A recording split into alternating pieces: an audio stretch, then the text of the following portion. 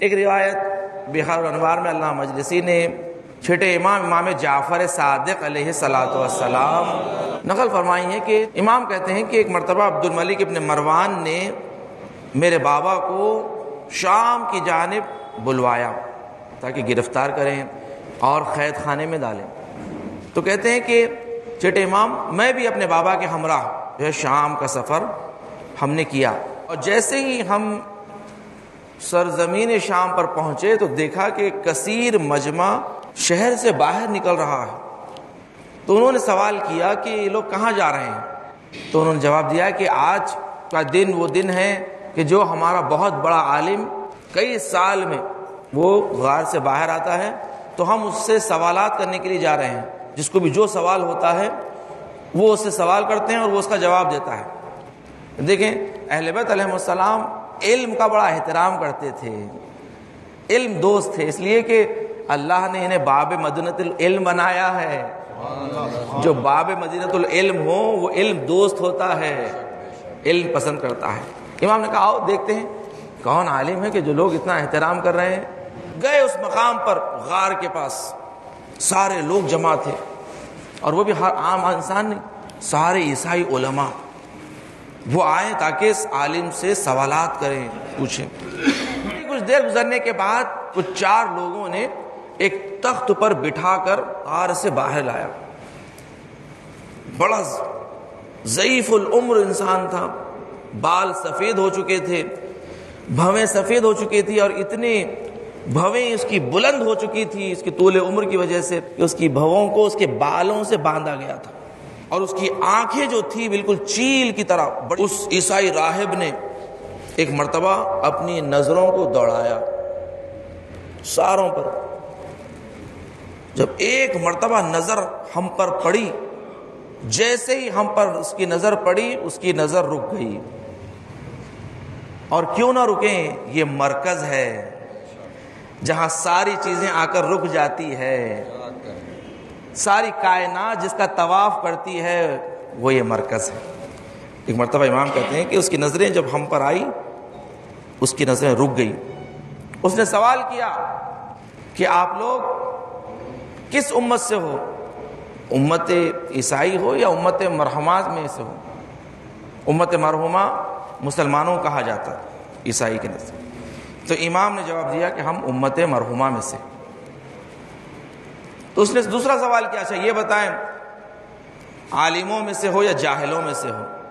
یہاں پر میرے بابا نے جواب دیا کہ ہم جاہلوں میں سے نہیں ہیں. دیکھیں امام چاہے تو کہہ سکتے ہیں کہ ہم عالموں میں سے ہیں، ہم عالم ہیں. اگر عالم ہے تو وہی ہے، اللہ نے جسے علم عطا کیا ہے یہ یہی ہے، یہ باب مدینۃ العلم یہی ہے. مگر اس کے باوجود بھی امام نے متواضعانہ جواب دیا کہ ہم جاہلوں میں سے نہیں ہیں. اس نے سوال یہ کیا کہ تم مجھ سے سوال کرنے آئے ہو یا میں تم سے سوال کروں؟ تو امام نے یہاں پر اپنے مقام اور عہدے کا حق ادا کیا. تو اس نے جیسے ہی سنا اس نے اپنے لوگوں سے کہا کہ دیکھو یہ مجھ سے کہہ رہے ہیں کہ سوال کروں ان سے. اچھا یہ بتاؤ کہ یہ ایسا کون سا وقت ہے کہ جو نہ رات میں سے ہے نہ صبح سے، نہ دن میں شامل ہوتا ہے نہ رات میں شامل ہوتا ہے؟ یہ کون سا وقت ہے؟ امام نے کہا وہ وقت اذان فجر سے لے کے طلوع آفتاب تک، طلوع خورشید تک، یہ وہ وقت ہے کہ جو نہ رات میں ہے نہ دن میں ہے.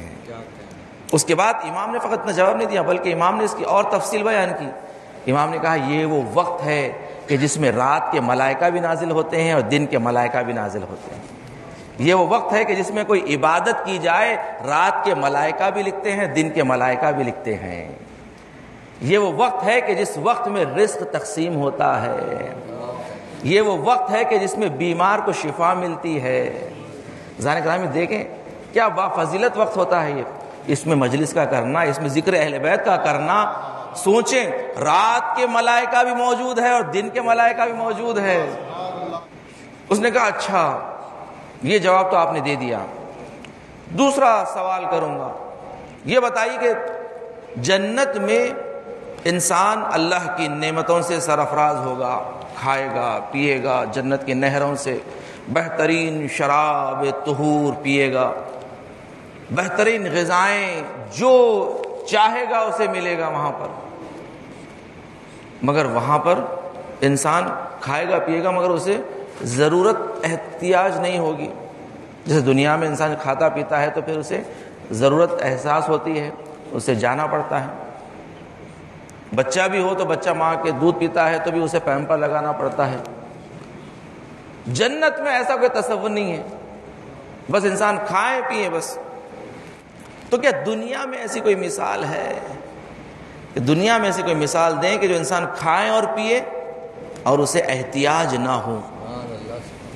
امام نے کہا ماں کے پیٹ میں جب بچہ غذا کھاتا ہے، 9 مہینے رہتا ہے، غذا کھا رہا ہے، ماں سے متصل ہے، ماں سے غذا لے رہا ہے، مگر اس کے باوجود اسے پیٹ میں ضرورت نہیں پڑتی ہے، اسے پیمپر کرنے کی ضرورت نہیں پڑتی ہے۔ اللہ نے ایسا وجود رکھا ہے، اس لیے کہ دیکھیں ماں کے خدموں میں اللہ نے جنت کو رکھا ہے، اس لیے کہ جب تمہیں ماں کے پیٹ میں جنت کی طرح رکھا ہے، تم کھاتے تھے، تم پیتے تھے، مگر تمہیں احتیاج نہیں تھی۔ جیسے اس نے جواب سنا تعجب کرنے لگا، کہا تیسرا سوال کروں گا، آخری سوال۔ اس نے کہا یہ بتاؤ وہ کون سے 2 جڑواں بھائی تھے جو ایک ساتھ پیدا ہوئے اور ایک ساتھ دنیا سے گئے، مگر ایک کا سن 50 سال اور دوسرے کا سن 150 سال، 150 ایئرس۔ بعض واقعات میں باپ بیٹے کا بھی ذکر ہے کہ باپ بیٹا ہے، مگر باپ کا سن 50 سال، بیٹے کا سن 150 سال، جو ایک ساتھ پیدا ہوئے ایک ساتھ دنیا سے گئے، مگر ایک کا سن 50 سال اور ایک کا سن 150 سال۔ امام نے فرمایا وہ جناب عزیر اور حضرت عزرا تھے، یہ 2 بھائی تھے جو ایک ساتھ پیدا ہوئے۔ جناب عزیر کا واقعہ قرآن مجید میں موجود ہے کہ یہ دونوں ایک ساتھ پیدا ہوئے اور 30 سال کا سن تھا جناب عزیر، یہ سفر کے لیے گھر سے نکلے، اور جب سفر کے دوران ایک ایسی وادی پہ پہنچے کہ جہاں پر انسان کے ہڈیوں کے ڈھانچے پڑے ہوئے تھے، ہڈیوں کے ٹکڑے پڑے انسانوں کے۔ پھر انہوں نے کہا کہ پروردگار یہ جو ڈھانچے ہو چکے ہیں، ہڈیوں کے بورا ہو چکے ہیں، اسے تو دوبارہ زندہ کیسے کرے گا؟ تو پروردگار نے انہیں 100 سال کے لیے سلا دیا، اور پھر 100 سال کے بعد انہیں اٹھایا۔ اٹھانے کے بعد کہا عزیر اپنی سواری کو دیکھو۔ ایک مرتبہ دیکھا ان کی سواری جو خچر تھا وہ بالکل خاک ہو چکا ہے، بورا ہو چکا ہے۔ ایک مرتبہ وہ خچر ان کے سامنے زندہ ہونے لگا اور زندہ ہو کر کھڑا ہو گیا، اور اس کے بعد کہا اے عزیر اپنے کھانے کو دیکھو۔ جیسے ہی وہ اپنے کھانے کو دیکھو بالکل تر و تازہ، جیسے گھر سے نکلے تھے ویسا ہی تر و تازہ کھانا، غذا۔ اللہ نے کہا عزیر دیکھو یہ غذا 100 سال تک اس میں ذرہ برابر بھی اس میں خرابی نہیں آئی ہے۔ عزیر اپنے گھر واپس آئے، آنے کے بعد جب اپنے بھائی سے وہ دوبارہ ملے کہ تقریباً 130 سال ہو چکے تھے، اور حضرت عزیر 30 سال کے تھے، اور 20 سال دونوں ایک ساتھ رہے، اور اس کے بعد دونوں ایک ساتھ دنیا سے گزر گئے۔ اس لیے ایک کا سن 150 سال، ان کا سن 50 سال، اور ان کے بھائی کا سن ہو گیا 150 سال۔ جیسے جواب سنا اس نے کہا کہ مجھے واپس لے کے چلو، اس لیے کہ جب تمہارے درمیان ایسا عالم موجود ہے جو ہر سوال کا جواب جانتا ہے تو پھر میری کوئی ضرورت نہیں ہے، یہ کہہ کر وہ واپس چلا جاتا ہے۔ چھٹے امام کہتے ہیں جب تک ہم وہاں موجود تھے سارے عیسائی آتے گئے اور میرے بابا کے سوالات کرتے گئے، اور میرے بابا نے ان کے تمام جوابات دیے۔ جیسے ہی عبد الملک ابن مروان نے یہ واقعہ دیکھا، جس کا اس کا قصد تھا کہ ہمیں قید کر لیں، ہمیں زندان میں ڈال لیں، مگر جیسے ہی اس نے دیکھا کہ سارا شام امام کے سامنے سجدہ ریز ہو چکا ہے، اگر امام کہیں تو عبد الملک ابن مروان کا تختہ ہی پلٹ جائے گا، اس نے فوری امام کو بلا کر کہا کہ آپ سے درخواست ہے کہ آپ لوگ مدینے واپس چلے جائیں۔ صلوات پڑھیں محمد و آل محمد کی بات۔